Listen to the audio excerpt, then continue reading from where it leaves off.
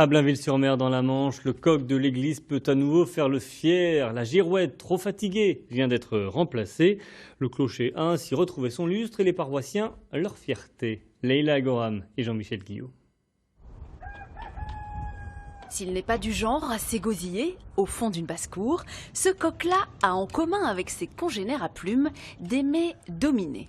C'est le coq qui a la plus belle vue là, du coup de Blainville. Ah bah le coq, oui. Magnifique notre coq.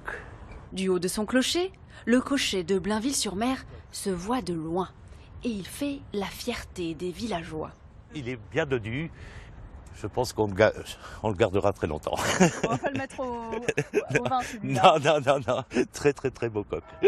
Bien dodu, flambant neuf, fabriqué à Villedieu-les-Poêles dans le respect de la tradition, le gallinacé de bronze remplace l'ancien, trop dangereux à force d'être usé.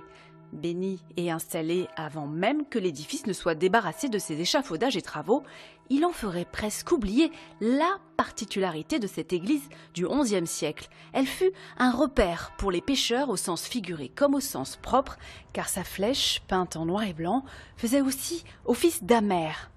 Nous sommes au bord de la mer. Il y avait dans le passé, pendant 4 siècles, un port ici très actif, avec des marins qui partaient pour Terre-Neuve, avec des activités de cabotage. Et la mer, il y a des rochers qui sont dangereux quand on aborde la côte. Et la mer servait vraiment à guider les marins. C'était un point de repère fixe pour savoir où se trouvait l'entrée du village. Les habitants découvriront leur flèche à mer d'ici quelques jours.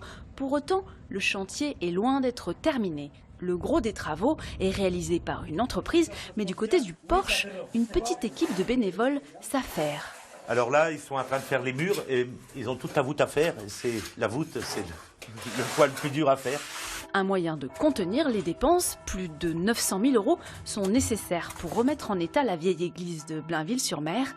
Un beau chantier.